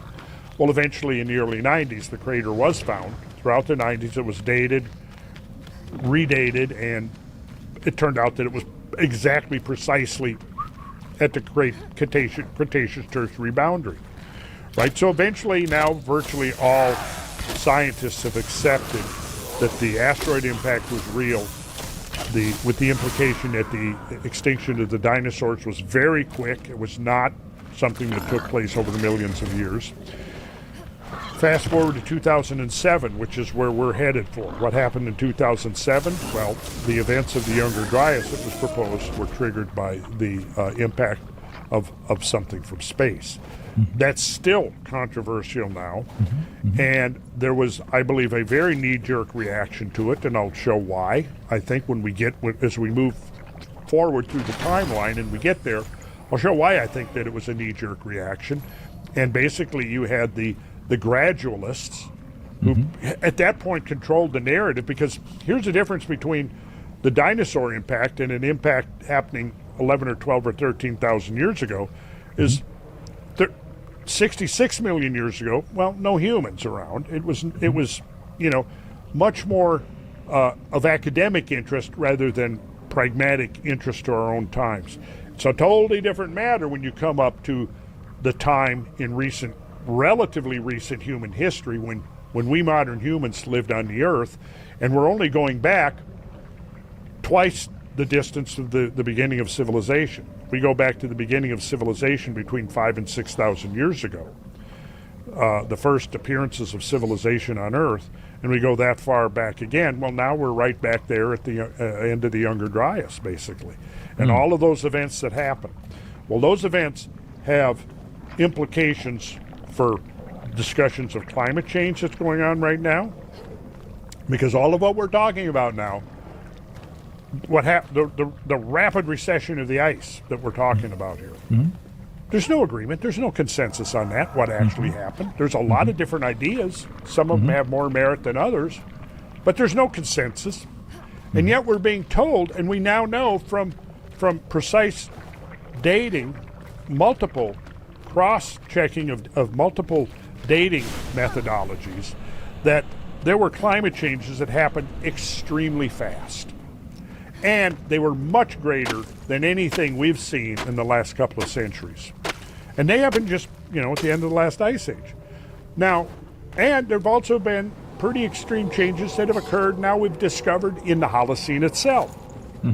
Yet we're constantly being told, and I see this over and over again, oh, it's never happened this fast.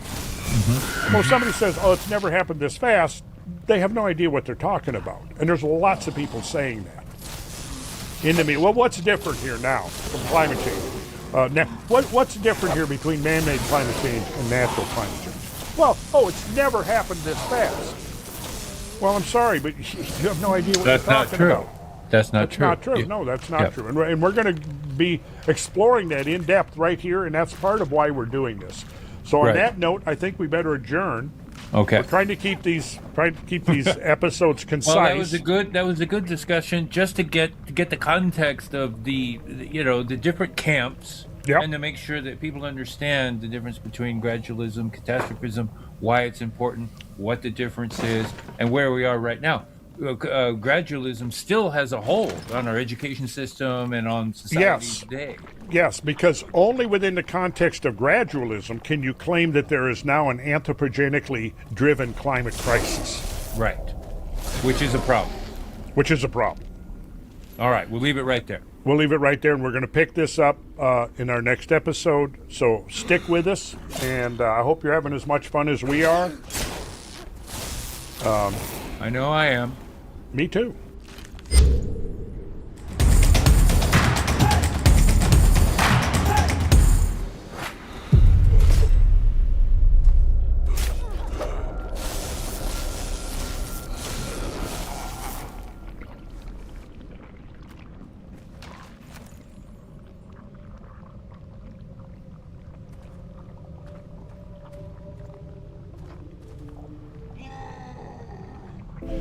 Because I do believe one reason why I've stayed with it for so long is it because it's such an awesome story. It is really a compelling, very dramatic story, and I believe it's essential to understand the Younger Dryas to have any context of the long-term history of the human species on planet Earth. Notice the term quaternary here. Let's introduce a new term. We'll have this in the glossary that we agreed that we would provide. Quaternary is simply the Pleistocene and the Holocene together. It's just those two epochs. The Quaternary period follows the Tertiary,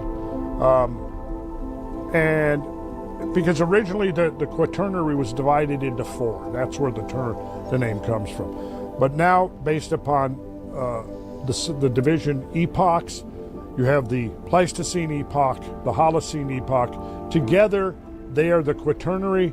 The Quaternary now is dated to about 2.5 million years. What we'll do is when we pick up for the next segment is we will begin analyzing this terminology and looking at it in graphical form. And we'll do a little exercise in expanding our vocabulary of geology and earth change and catastrophism. Welcome to Randall Carlson's definitive work on the Younger Dryas, your comprehensive overview of climate change.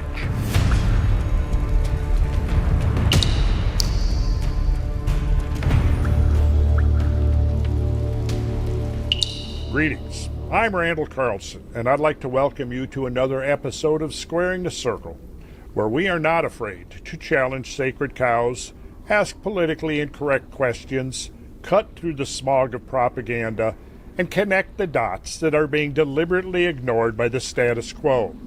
So let's dive right into the next episode, where we will continue exploring the Younger Dryas phenomenon, one of the most important and profound events to have occurred since we humans have walked the earth, and having direct relevance not only to our past, but to our present and to our future.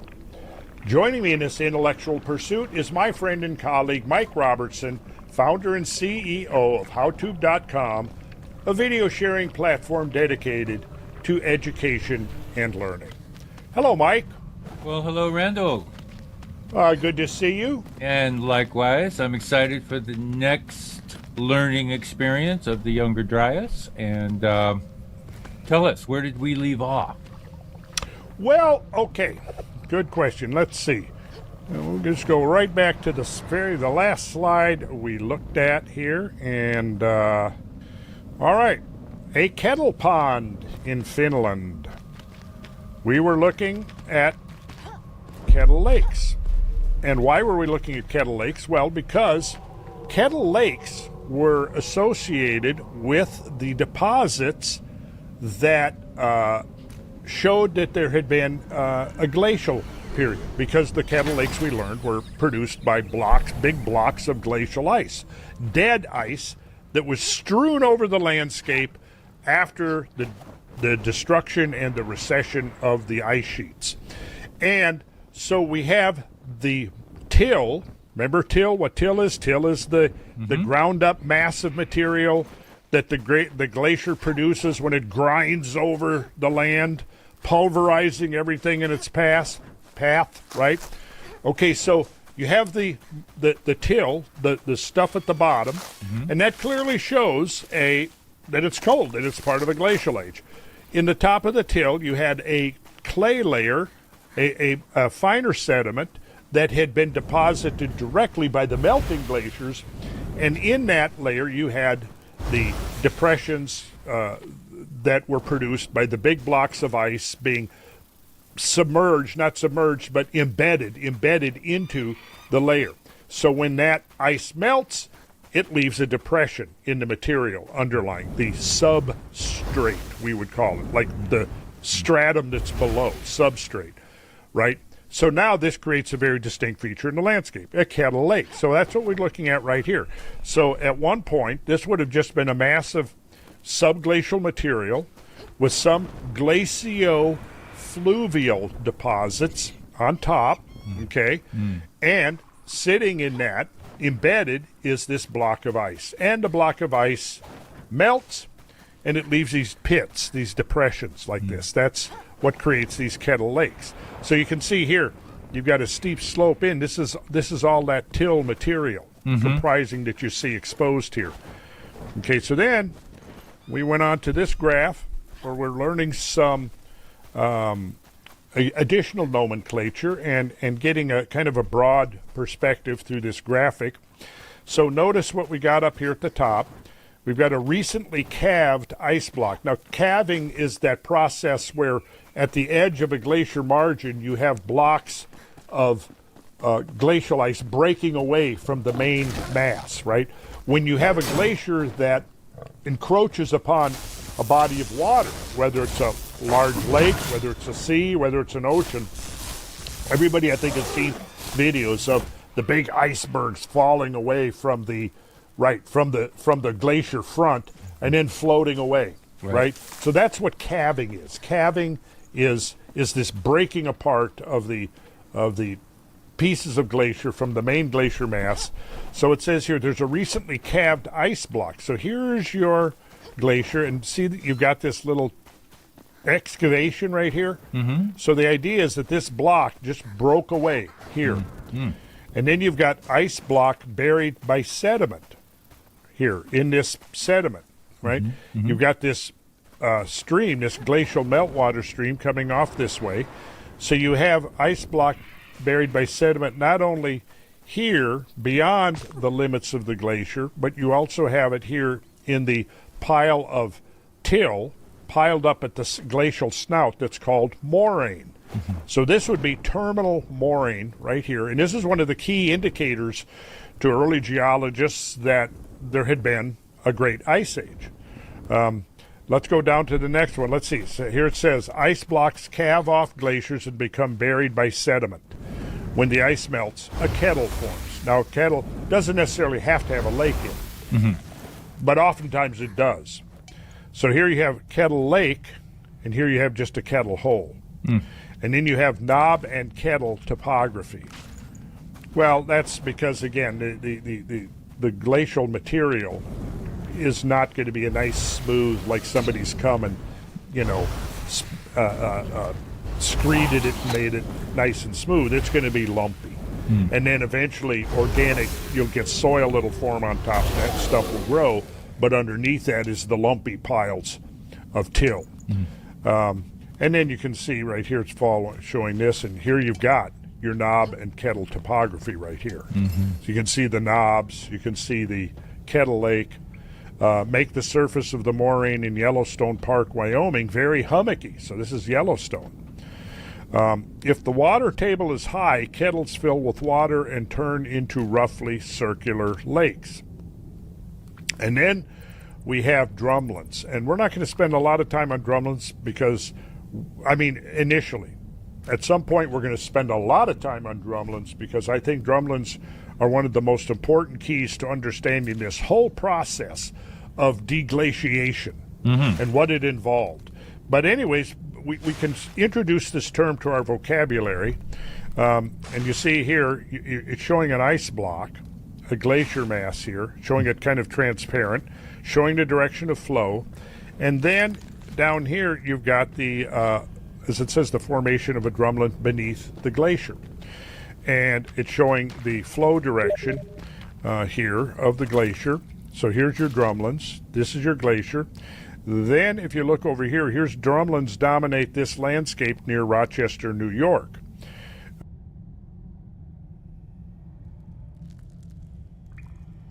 Switch to playing some Helldivers. Well, I'll cancel this. I'll...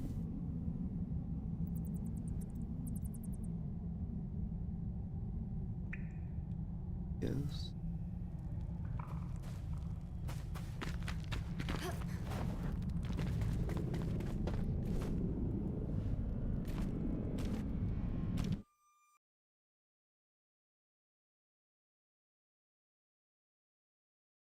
And then I'll boot up Helldivers and play there. Is that working? Is it working? Oh. Maybe.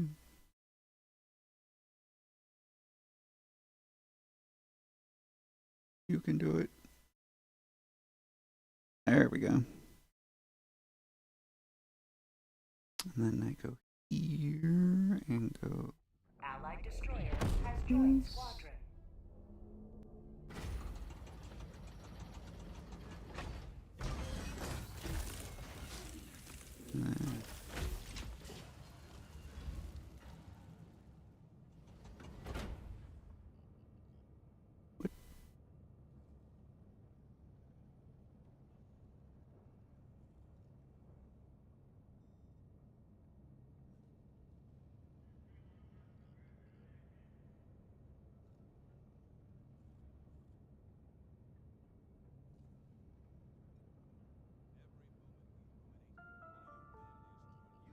Not letting me